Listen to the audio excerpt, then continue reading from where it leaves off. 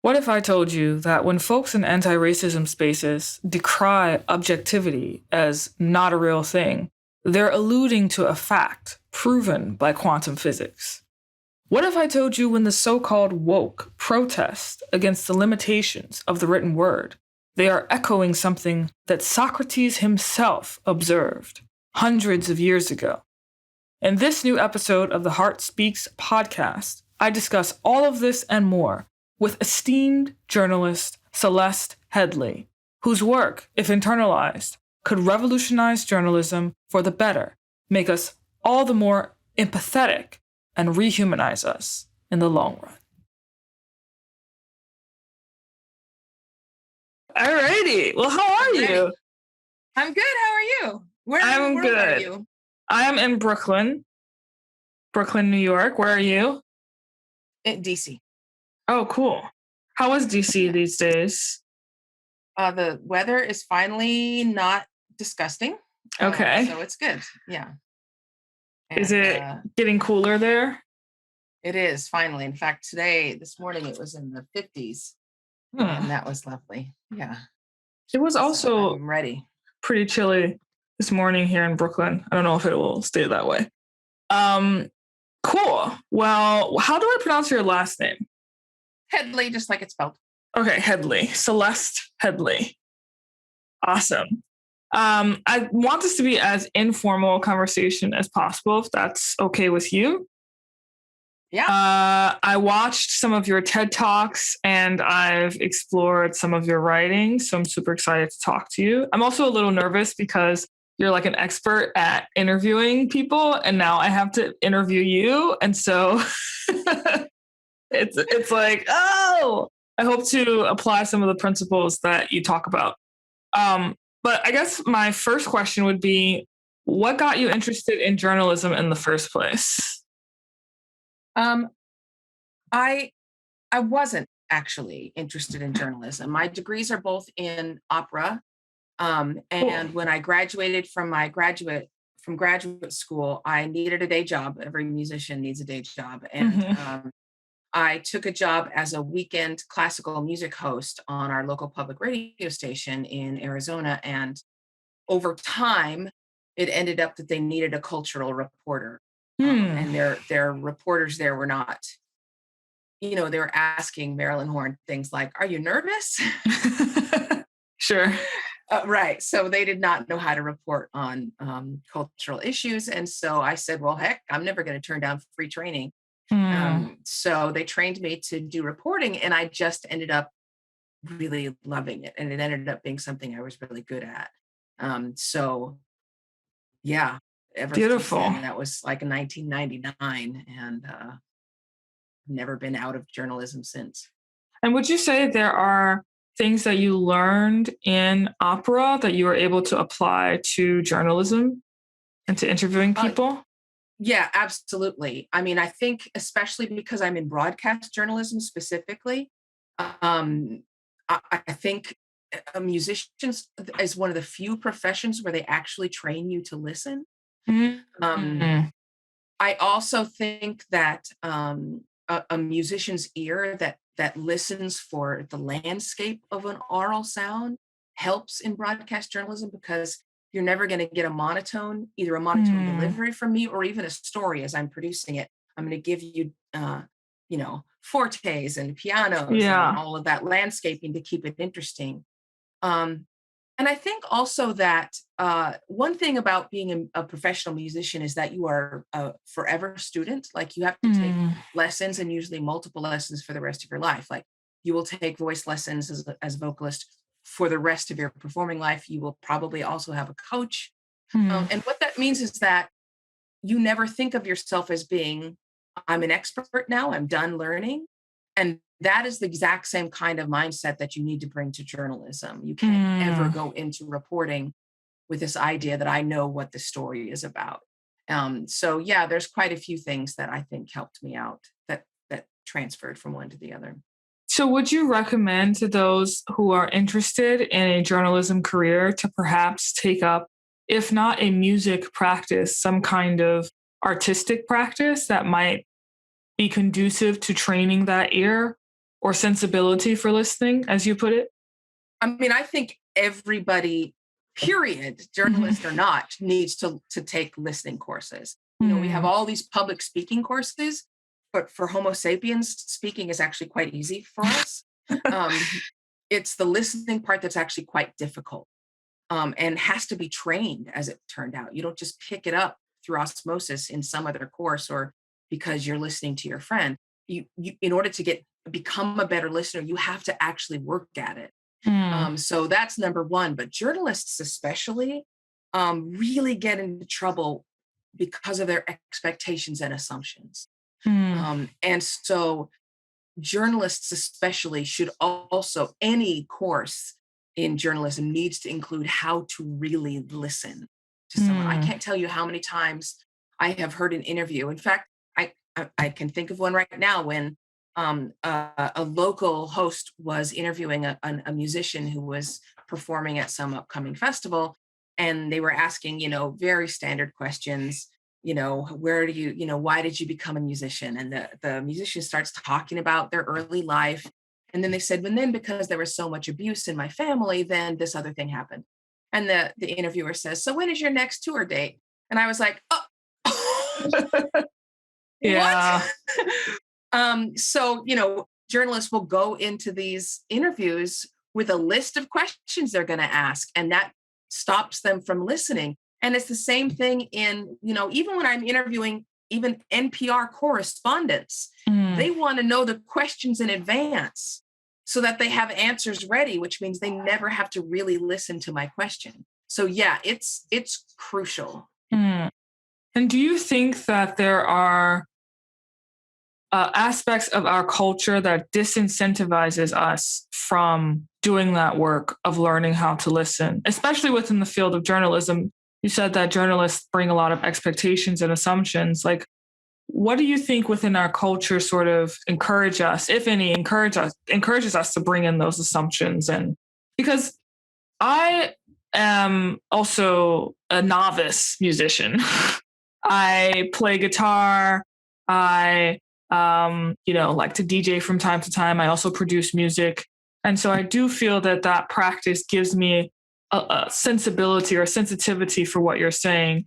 And simultaneously, I sometimes feel I'm given cues from other aspects of society that says to shut that off and to, just come into a place with assumptions, know what you're going in for and get those things and then be gone.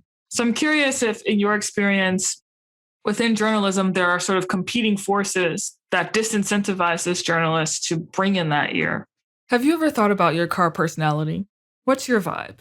Do you like the classic, fully gas-powered engine? Are you a best of both worlds type, driving on battery power while keeping gas on reserve just in case? Or are you more inclined to choose a convenient hybrid ride? Whichever your vibe, there's a Hyundai Tucson to match, and powertrain to get you there. Hyundai's 2023 Tucson lineup pairs the tech you want with sleek and stylish designs. They paid attention to all the details: the seats, the dash, the available panoramic roof. You name it, Hyundai thought of it. All while making sure each trim has enough room to hold space for your grocery runs, festival nights, and tailgates. Okay, Hyundai. When it comes to your journey, Hyundai is there for every mile. Visit HyundaiUSA.com to learn more about the 2023 Hyundai Tucson. The 2023 Tucson plug-in hybrid is only sold in California, Colorado, Connecticut, Maine, Maryland, Massachusetts, New Jersey, New York, Oregon, Rhode Island, and Vermont. Yes, I mean, that's everywhere in our culture.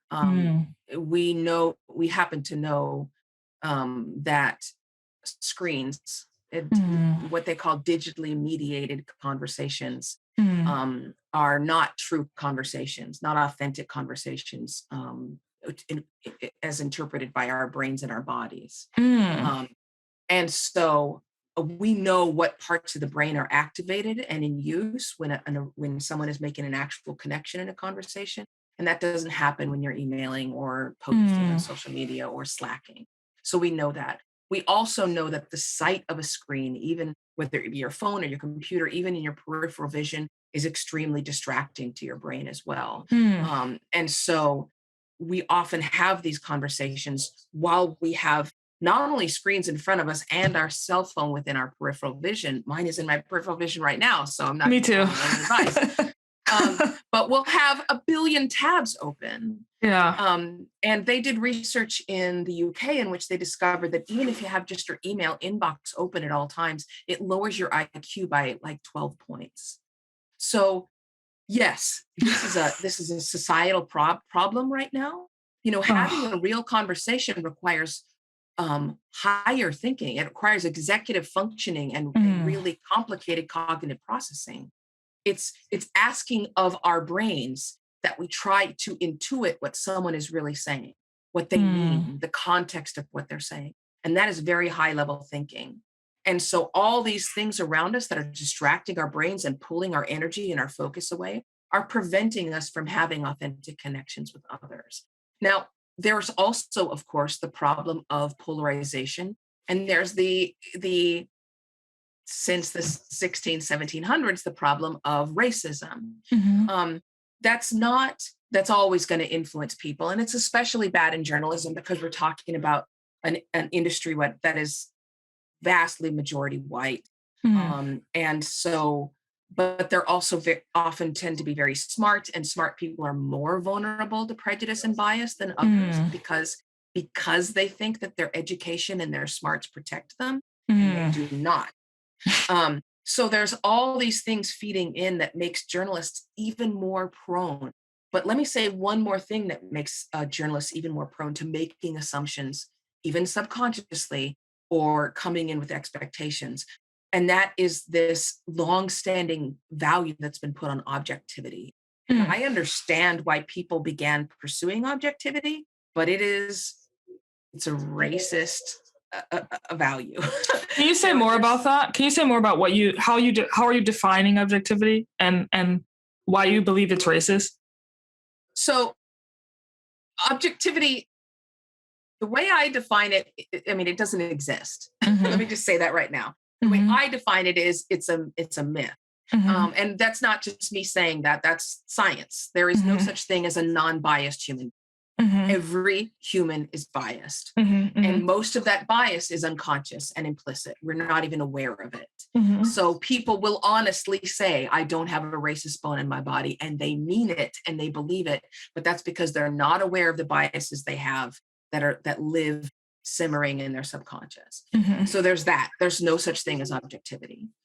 But there's this pursuit of objectivity that has brought us to things like both sidesing things. Well, let's bring in another voice. There's this pursuit of objectivity that has led people to say, well, we can't have this Black person report on an anti-racist march because they're biased. We can't have an LGBTQ person report on the gay rights movement because they're biased. And yet somehow a white dude is not biased. They're the normal, right? So our idea of objectivity has always been influenced by this idea that the standard, the normal, is white and male, and everybody else can be suspected of bias. I want to finish off this thought about objectivity because it is still present. And I say that because our group, Headway, which is focused on bringing anti-racist reforms and equity into journalism and especially public media, we issued an open letter.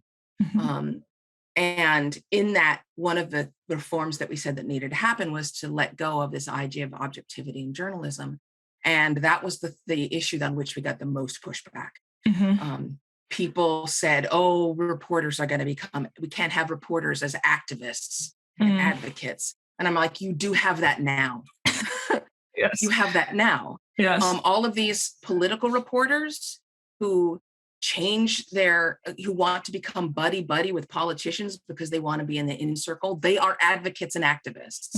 So, this whole push towards objectivity is yet another thing that influences journalists to make assumptions, to come in with expectations because they have this idea that such a thing as objectivity is possible, and it's not. The only thing that we can strive for is fairness and transparency. I can say, look, I am, when I was covering the debate over whether to remove the Confederate flag from some of the southern states, state house property, and we had a whole series of interviews on that subject, I would start every day by saying, look, my family, I come from a family that was born on a slave plantation just outside of Atlanta. I obviously have strong feelings on the Confederate flag, but I'm going to be fair. And if I'm not, reach out and let me know. And that's the best that you can do. So, yeah. I wonder if when people hear the word objectivity, they're hearing truth. And so when someone says, we're no longer going to pursue objectivity, they're hearing, we're no longer going to pursue the truth. I wonder if that has shown up in your experience and how you navigate that. I'm not entirely sure what they're hearing. I mean, it's not, those aren't equal. They're just not a synonym. One is not a synonym for the other. Objectivity means a lack of favoritism towards any side, a freedom from bias. And so that's not the same as truth at all. I can absolutely be biased and yet tell you the truth. And in fact, if I come in and make you aware of what my positions are, I think it makes me even more capable of telling you the truth than otherwise. So yeah, I'm not sure why people object, except that it's a much beloved value that people have held and tried to strive for a long time. And they have punished others for not living up to that standard. And maybe when we say no more objectivity, it makes people feel bad. Yeah, I will say in my experience in academia and in, I guess, interfacing with people on this issue, particularly on social media, when they push back, my sense is that when they hear objectivity, they hear quote unquote truth. And I come to this from you mentioned science. I think I come at this attempting to come at it from a more scientific perspective. I've recently developed an interest in quantum physics, which I'm not going to try to fully explain. But one of the things that I've learned from studying quantum physics is that, like, precisely what you're saying, like on a scientific level, we tend to think of things as sort of like pure objects, things as things. But if you were to break them down through the lens of quantum physics, we would see that, like, things are actually just energy condensed into substance. In constant motion. And constant motion. And so I think that what you're describing is actually quite profound. And I wonder if we have been, when we push back against it, and, I have an anti-racism organization, and so I deal with these things as well. I wonder if people would be more convinced or persuaded by what we're saying if we would bring in that scientific lens. But I could be naive. That could be like me just projecting. Because I remember, for example, in 2020, the Smithsonian African American Museum produced a list of things that they were speaking out against. And they claimed that those things were associated with whiteness. And one of the things that they mentioned, if I'm recalling correctly, was objectivity. And the response from many in conservative circles was, are you saying that we shouldn't pursue things like math and science? I mean, there's an irony obviously in there, right? But I feel that because they didn't actually flesh out what they meant by objectivity, it was just a simple pamphlet with like simple punchy words. This is bad. We're dispensing with it. I think that sort of inevitably produces the kind of backlash or pushback. And so that scientific piece is actually very interesting to me. And I'm wondering if you have any thoughts on that, or have thought about like fleshing that out in your organization when you sort of push back on this notion of objectivity? So our organization is number one. Hello, sister. We're both in this work together. Yeah. Thank you for your efforts. Our organization is 100% evidence-based only. Okay. And so actually, let me pull up for you. I will send you a link to the open letter, which actually lays out what we mean by objectivity. And also the book that I just published last year called Speaking of Race is entirely about what can science tell us about how to get through the conversation about racism. Like, what is our best scientific knowledge? Because you know as well as I do that the DEI training that we've been doing for the past 20 or 30 years, it not only doesn't work, but it tends to make things worse. There's some pretty good research showing that it backfires. Yeah. And so that's sort of where all of this began, was me asking this question of, okay, so why do we keep doing this? What does work? And so that's what that entire book is called, Speaking of Race. I just linked to the open letter as well. Beautiful. And you know, people actually aren't convinced by data and statistics. Okay. We haven't found a single piece of evidence, because when we're talking about racism, we're talking about confirmation bias in the end. And human beings are the only species that suffer from confirmation bias. It doesn't make evolutionary sense, right? Like, if you tell a gazelle, if a gazelle believes there's no crocodiles in the river, and you show the gazelle definitive evidence that there are crocodiles, in fact, there's many, and the gazelle makes the gazelle believe harder that there are no crocodiles, gazelles will be wiped out. Yes. So, and confirmation bias has shown itself to be perniciously stubborn. It is very difficult to break through. And data and statistics doesn't do it. The only thing that we have found that actually breaks through that is storytelling, which can create an empathic bond, and forcing someone else to be self-motivated to question themselves. How do you do that? So I ended up, it's all laid out in the book. Okay. to get through how you actually do that. Sure. But it's really, in the end, kind of about Socratic questioning that comes from a real, genuine place of curiosity rather than you trying to prove them wrong.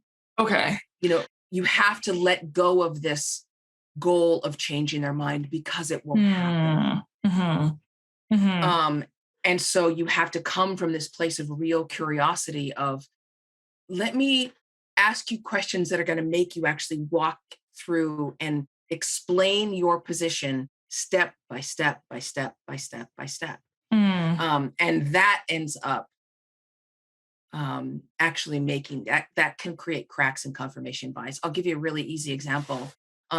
In one study, a pair of sociologists asked people, do you know how the toilet works? And of course, everyone's like, yes, I know how a toilet works. And how sure are you? Right?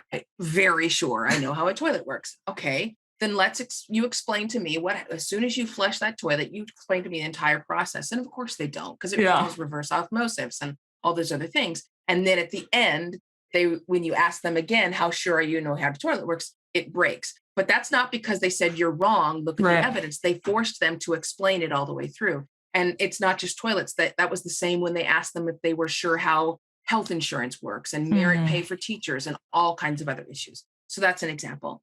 But I'll tell you how this works, like in journalism. So, for example, I was working with a large newsroom, and they had complaints about bias and racial favoritism and those kind of things in the newsroom. And the managers were quite honestly confused by this. They felt they had been working toward racial justice. And I did a survey and found that their news pitching process was a huge source of complaint.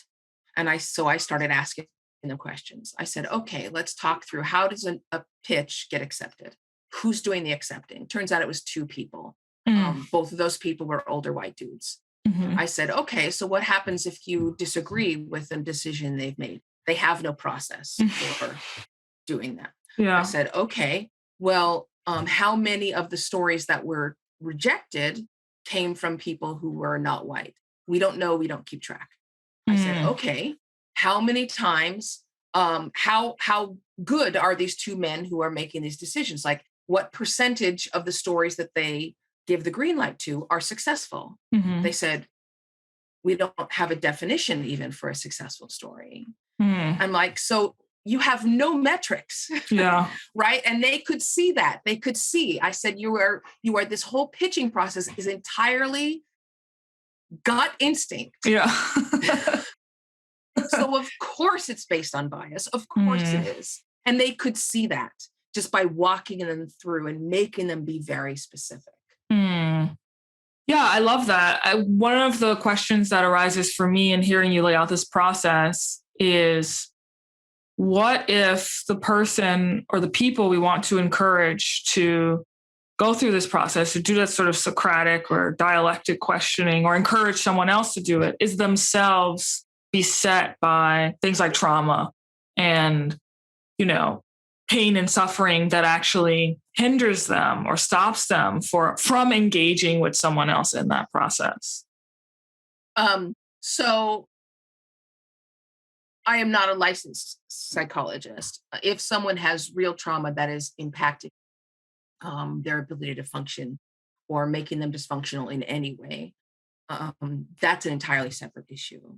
But experiencing trauma does not prevent one from going through this process of specificity. In other words, in fact, this process is way more gentle to the psyche than our normal process of argument and debate.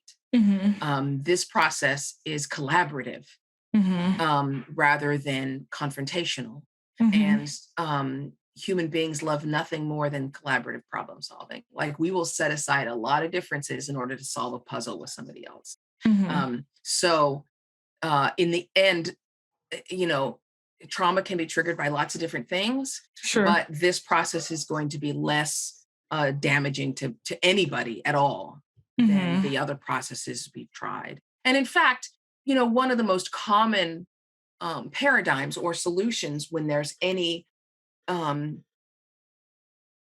issue with prejudice or bias of any kind in a workplace, one of the most common ways we resolve that is by bringing in some consultant who has everyone sit down in a group together and has this emotional pouring out of feelings, and all the LGBTQ people and Black women usually pour out their hearts and say, this is what happened to me and this is how it hurt me.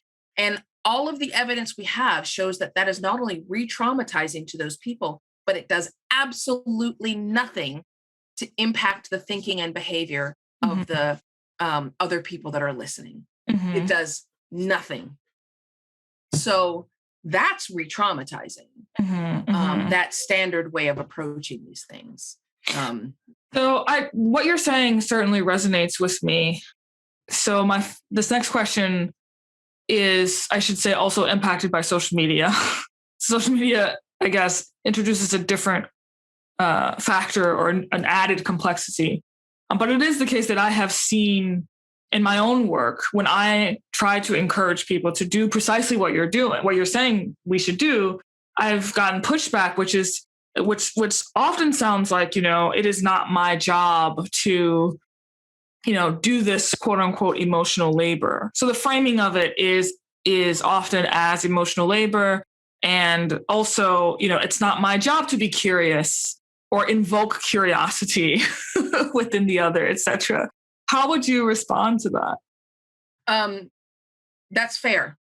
And if you are in a place, people of color, and frankly, especially Black women, when it comes to these issues, are the most overworked, overstressed, traumatized, most disempowered, most disadvantaged.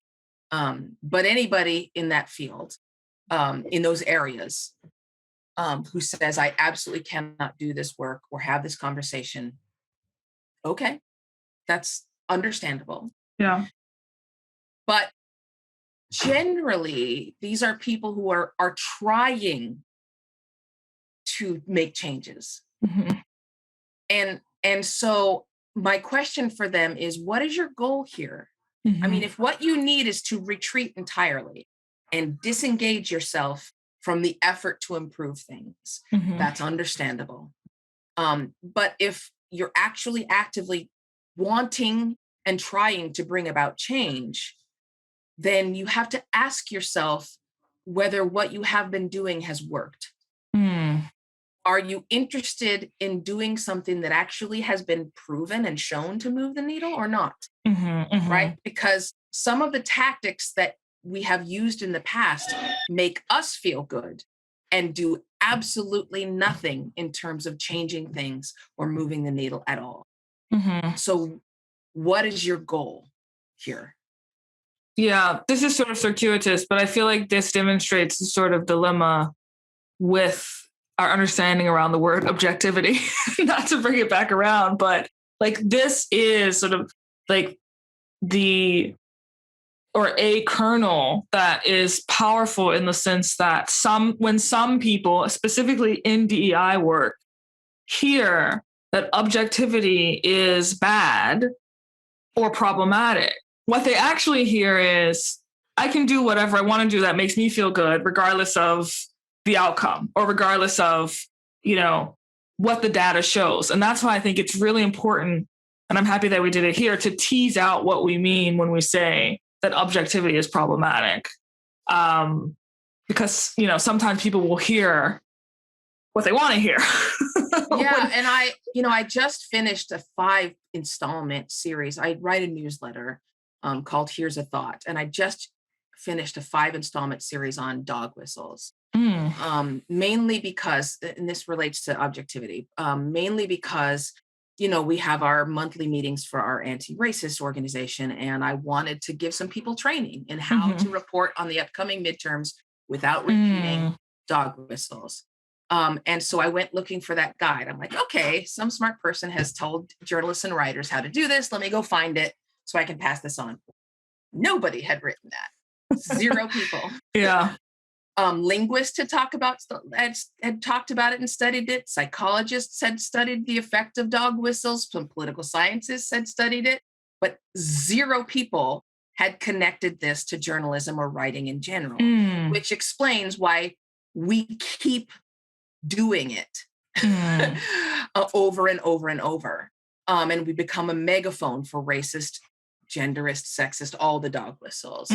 And so I spent a couple months. I mean, I was deep into the research on this, trying to connect dots and create that guideline. And in my newsletter, I created that.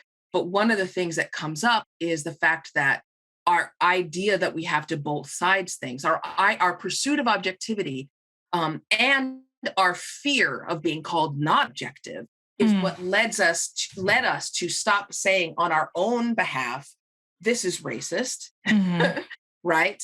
And instead you bring in some race scholar to say this is racist, right? You're trying to, keep yourself out of it. And that's what has created this ridiculous both sidesing thing in which you have a climate scientist saying climate science is real. And then you bring on a climate denier who's, some, I don't know, random retail worker saying, I don't believe in this, and pretending like these are somehow equal voices. And that's one of the ways in which objectivity has just deformed our journalism and made it so that we are not doing what we need to do. We are not doing our jobs.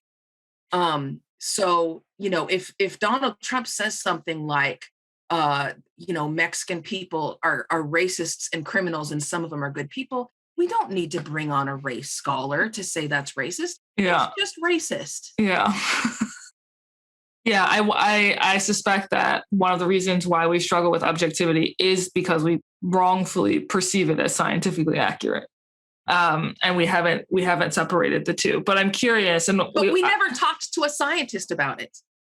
Yes, but I think it's scientifically accurate, but we never spoke to an actual scientist who will tell you it's not biologically, neurologically, cognitively possible. I just put a link to the newsletter, by the way. We will link to that in our links. But I will also add that, like, yes, what you're saying is accurate, and historically speaking, there is a long-standing,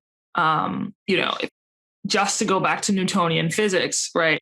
There is a long-standing, and now we realize that it's false, belief that objectivity was a part of science, and it was accepted in the scientific community, historically speaking, as accurate. And so, of course, there are and have been new research and all of these different avenues that demonstrate that that's not the case. But I feel like we're still catching up as a society to even realizing that and reshaping our culture to reflect that.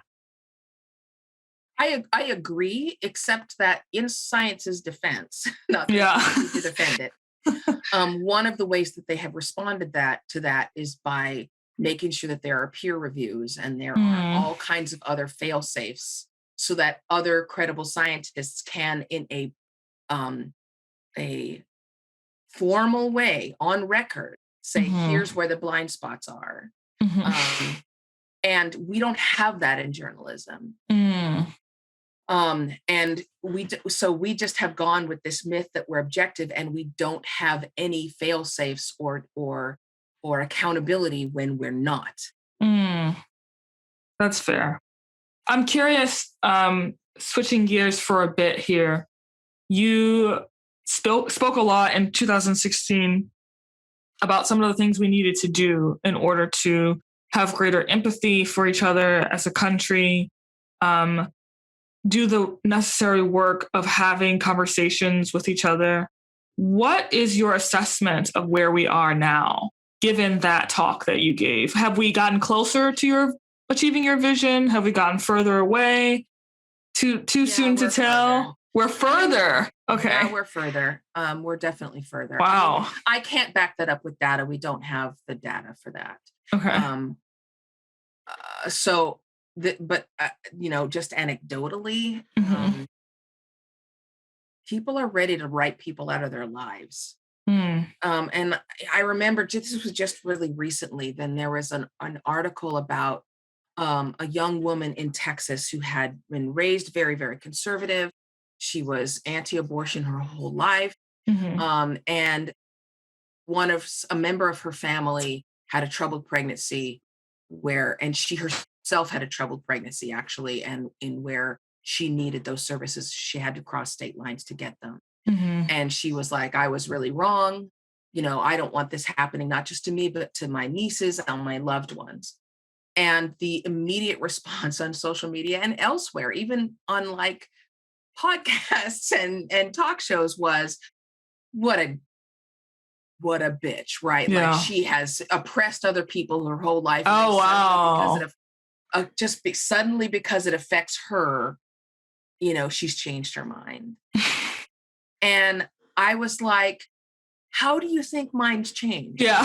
Like, that's literally how our minds change, right? Like, why would you hate on this woman who has changed her mind because she's had a profound experience in her life that has opened her eyes? That's literally how it happens. Yeah. Maybe some people it happens because they read some transformative book. I suppose that's possible. But most of us meet a new person, have a new perspective, have a new experience that makes us see things in a different way. That's literally how these happen. And we respond to it by saying, what a bitch. Wow. So do I think it's gotten worse? I say that because we are so much more likely to judge people based on who they voted for. And I think about some of my family members and my friends who we don't agree politically, but they are trying. They think, they feel they're doing their best. They can be incredibly generous and be the first person to help you out on one hand. And then the next day they do something cruel and rude to a stranger, right? People are complicated. Yeah. They are kind and wonderful one day, and I don't want to be around them the next day. And to think that somebody would categorize one of my loved ones that way as just worthless based on who they voted for breaks my heart. Mm-hmm. But that's where we are. And frankly, this isn't just conservatives, this is liberals too. We are ready to have these purity tests of, are you a good person or are a bad person based on what you believed 14 years ago? Like, we have to allow for change and evolution and redemption. And I get that sometimes that is cynical, especially on the part of politicians who you have some person who's running as a Republican and is anti-abortion one day, and then they decide they have more chance to win as a Democrat, and suddenly they're pro-abortion rights, right? I get that. But in our everyday lives, do we really want to create a barrier to changing your mind? We want to disincentivize changing your mind? Think that through. Yeah. Right? Yeah. Think that through. And how, in your estimation, does social media exacerbate this? I mean, you've talked a little bit about screens and how we are distracted by screens, incapable of having, I guess, deep conversations, present conversations, or at least it's harder with screens. But how does social media, with its, dopamine effects and its sort of capacity to encourage us to be outraged, how does that lead to caricaturizing people and putting people in boxes and seeing people in these rigid constructs and rigid frameworks, which is related to objectivity, I'm realizing as I ask that question. Social media is not a valid means of communicating any kind of complicated ideas or conversations. It's not valid. Social media, shots fired. We have the research. Yeah. We even have even more research on email, which is not exceptionally different from other social media platforms. And so we know email's been around for decades. We know that email increases significantly the likelihood for miscommunication. It escalates conflict. It makes us less compassionate, less willing to compromise. And the same is true of social media. Social media has a great deal of promise and use, and it's at this point a failed experiment. It is not a valid platform for any kind of substantive conversation between human beings. It is simply useful right now as information exchange. So are there any rules that you would, if you can wave a magic wand, are there any rules you would tell journalists to abide by when operating on social media, or would you tell them to just get off social media entirely? I don't think you have to get off social media entirely. Just don't have a conversation there. Don't argue with someone on social media. I have a rule of 3 responses and I'm done. Okay. Right? So I will post something. Someone will say, "Hey, that's not true." I will respond 3 times in as calm a way as possible, just with information exchange. I'm not trying to have a nuanced conversation or anything like that. Just, yeah. And then that's it. I'm out. And the same is true. I quit Facebook. There's really only one social media platform I engage in that much, and that's Twitter. I have an Instagram account and I post pictures of like trees and my dog. Yeah. But I do not mistake social media. I don't mistake social media for conversation. I don't mistake email for conversation. I don't mistake texting for conversation. None of those are conversations. That's not my gut feeling again. That's science. And so I don't think I'm having a conversation if I'm texting someone or using any kind of digitally mediated communication. That's very interesting. I'm curious about the science behind texting and what you've seen in that particular realm. Why is texting not qualify as a conversation? Because we know, since the fMRI, the functional magnetic resonance imaging machine, has been more universally available, we know what it looks like in a human brain when you're having an engaged conversation. We know which parts of the brain are activated. For example, your right temporal parietal junction over here, just beneath the skull here, is to be simplistic, is the part of your brain where you're it's, if you take your finger, put it on top of your ear, move it up an inch and back an inch, it's right about there. Okay. That's essentially where your empathy lives. Also your self-control. And an email doesn't activate that part of your brain. We know what it looks like in your entire body. We know how your parasympathetic nervous system responds. Like, that's trackable. Yeah. That's not intangible. Yeah. And we also know they have tested, for example, our accuracy in relaying in a message effectively in text versus through your voice. We know that most people think they can very effectively relay a message through email or text. We know that most people believe their best friends and closest family members can detect sarcasm when they send a text or email. We also know that's not true. Your best friend is no better at detecting sarcasm in your email than a complete stranger off the street. This feeling that you get that you have communicated clearly is only produced because you are communicating entirely within a bubble. The other person is not there saying what, or you don't see the confusion in their face or pushing back. And you say, no, that's not what I meant, right? That's what happens in a real conversation. But it doesn't happen in an email. So you're like, send, I'm awesome. Yeah. Right. And you don't realize that you haven't actually communicated what it was you thought you were communicating. We have tested this. We've tested it again and again and again. And so we know that texting is not the same. We know it's not the same emotionally. We know what hormones get activated when you text, dopamine, as opposed to those that get activated when you have a conversation, oxytocin and serotonin. We know what parts of the brain are activated. We know what happens throughout your entire body. They are not the same. Beautiful. Yeah, I will definitely think more about this because I send a lot of texts. Let me give you one more. If that doesn't convince you to stop texting anything emotional, like texting is great for like, how are you doing? Yeah. What do you want for dinner? What time do you want to meet? Information exchange, great. Yeah. But let me give you another example. They got a group of young women and they had them do something very stressful. In this case, they were solving math problems in front of an audience. And they had them hooked up the entire time. They were able to keep track of their metrics. And in this case, they were testing their stress markers. So not surprisingly, as soon as these young girls came off the stage, their stress was at an extremely high level. Yeah. Now, they divided them into 4 groups. One group, their mom was waiting for them backstage. One group, they got a phone call from their mother. One group got a text from their mother. All of these are supportive, right? And one, there was no contact with their mother whatsoever.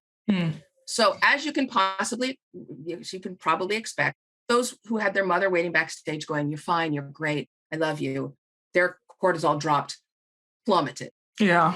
Their stress was relieved immediately. And not surprisingly, also those who had no contact from their parent, their stress levels remained high. Yeah. Here's the surprising thing. Those who got a text from their mother saying, I love you, sweetie, you did great, I hope everything's okay, their stress levels also moved almost not at all. And those who got a phone call from their mother, their stress levels dropped almost the same amount as the person whose mother was waiting backstage. We don't respond the same way to a written message that we do to a vocal message. And if you think about it in terms of evolution, that we have spent 300,000 years perfecting conversation that involves your voice in your ears. And we have only had written language for a tiny sliver of that time. You can understand it. Yes. I'm having so many aha moments right now as you're describing this scientifically, because what I am realizing is that, again, to bring it to the anti-racism conversation, which, is very near and dear to my heart for obvious reasons. When there has been within, let's say, more liberal left-wing circles, a conversation about the limitations of the written word. And I would be very curious how journalists would navigate this even outside of the realm of social media, but going into, article writing and things of this nature. There have been conversations about the limitation of the written word and conversations that are all about the need to have a more call and response oriented culture, which of course has been pervasive in certainly different aspects of the African American community, right? Whether you're talking about faith-based traditions, whether you're talking about the musicality of the culture, etc. So there is a synergy that I'm seeing playing out between science and what we're finding scientifically and what many of these cultures and many people who are complaining about racism within these cultures are actually saying. And I don't know, I don't really have a question, but I guess how does that land for you? Because that lights me up to see this synergy happening. And I just wish, for me, my gut level, non-proven feeling is that there could actually be overlap between, let's say, conservatives and liberals on this issue if we were to demonstrate how there is a synergy and confluence between science, between a lot of what these traditions and cultures are saying. So I'm curious, what that observation does for you, if anything, any thoughts you might have. So let me start out by giving you just one more data point coming from a research study. Okay. And this is from the extremely fantastic academic and scientist, Nicholas Epley, who wrote a book called Mind Wise, which is all about how all the things we think we know and can intuit and how easily our brains wrong. Yeah. So he did a study in which he would present people with dissenting opinions with which they disagreed. Okay. And they would either get this opinion by reading it in any form, newspaper, book, online, wherever. And then the other ones would hear the person saying that opinion in their own voice. The ones who read that opinion in any form were 60 to 70% more likely to say that person disagreed because they were stupid and they don't understand the core concepts. Those who heard that person saying their opinion in their own voice said they disagreed because they had different perspectives and experiences. It is the human voice. And again, I'm leaving out ALS, but there's really a very comparable research. There's not nearly as much research, but there's comparable research that about sign language, because sign language involves so much emoting and emotional information. But it is our voice that humanizes us. Yes. It's the sound of your voice that allows me to recognize you as a human being. Yes.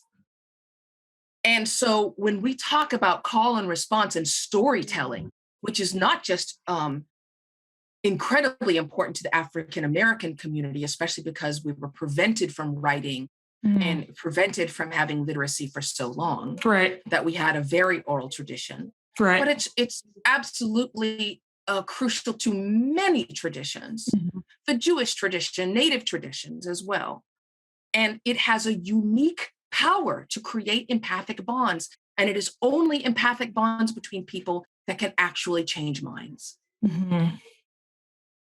That doesn't mean that, obviously, I write books, I do journalism. That doesn't mean that the written word is not valuable. What you want is for that empathic bond to make someone question their own assumptions, and then they go and consult those books and that writing to do their research. Right. That's what you want. This is beautiful. And I think this is the kind of conversation that can actually bridge the gap between seeing something like, quote unquote, whiteness is all of these things. And let's say the conservative who sees that and is sort of taken aback or frozen or not convinced, or in worst case scenarios, driven even more into their silos, into their circles, because they're assuming that that pamphlet means something other than what we are saying. I have been trying to, I've been trying to sort of, and perhaps this is folly based upon what you're saying, I've been trying to encourage people to have this conversation on social media where I will see, someone who is in an anti-racist circle saying, are having these critiques about the limitations of the written word, and someone in a more conservative circle saying, oh, you don't like reading, you don't value reading, when in fact, Socrates himself actually talked about the limitations of the written word. Right? I have been trying to get people to see how, Jay-Z says that oftentimes where you can have two people who come from opposite sides and they're living the same reality, but through two different dimensions, and they don't realize that. And so I'm so grateful that we're having this conversation. And especially, it is incredible that you're coming into this work from the perspective of a classically trained singer. And I love that. I think that's so important. I'm sure you can, I don't know if you can see you probably can't see it, but I don't know if you can see the massive poster of Aretha Franklin I have behind me. But the arts is something that I try to use in my anti-racism practice specifically for this reason, and specifically to try to bridge the gap. So I just want to thank you for all the work that you're doing. And I want to encourage you to continue, because I do believe that you can have a profound impact in journalism. You're already having a profound impact in the journalistic space. And I'm happy to help and do all I can to, give you a voice in the circles that I run in who may not be familiar with you. So I just want to say thank you. Thanks. I really appreciate that. I mean, if it helps, I totally, as you move forward in this, especially the science-based stuff. Yeah. My book has all the footnotes. Okay, beautiful. So you'll be able to, if you go to Speaking of Race, you can walk through and follow the track that I followed. And then hopefully you're going to take it even steps further and come back to me and say, hey, look at how I built on this. Look at what I learned, which is what I'm hoping. Yeah, absolutely. Like to find stuff that works. Absolutely. So for the audience, tell us everything that you would like to promote. What books would you like us to read? I know you have several books out. And also, I have to do it. What platforms would you like us to subscribe to you on? Twitter's probably the only one. I mean, if you enjoy photos of nature, walks, and dogs, that's my Instagram. Yeah. But Twitter's the one I'm actually really active on. And then my latest book is the one, Speaking of Race. I wrote a book, companion book. It's for Scribd, though. It's called You're Cute When You're Mad, How to, have conversations about sexism. Okay. But again, that's on Scribd. Mm-hmm. And then, the newsletter is basically, here's something really cool I read this week and let's dig into it. So that's where sort of here's what I'm thinking about this week comes up. Beautiful. Yeah. Thank you so much for coming on the podcast. This will probably be out in a few weeks, and it will also probably be out with a Substack piece where I'm speaking about this issue with the written word and the oral tradition and the call and response and how that is necessary, I think, for us to get back to if we want to rehumanize ourselves and each other. And I love the work that you're doing. I mean, it's so you have more compassionate. Your theory of enchantment is so much more compassionate and human than many other anti-racist programs. And I just wanted to say I really, really appreciate the work that you do. So thank you, Celeste. Thank you so much. Other than that, I will let you go, give you back the rest of your day. Thank you so much for sharing with us all of the tips and things that we can work on. I will certainly be more mindful of texting versus calling in the future. So thank you. Have a great day and the rest of the week. You too. Take care. Bye. Bye-bye.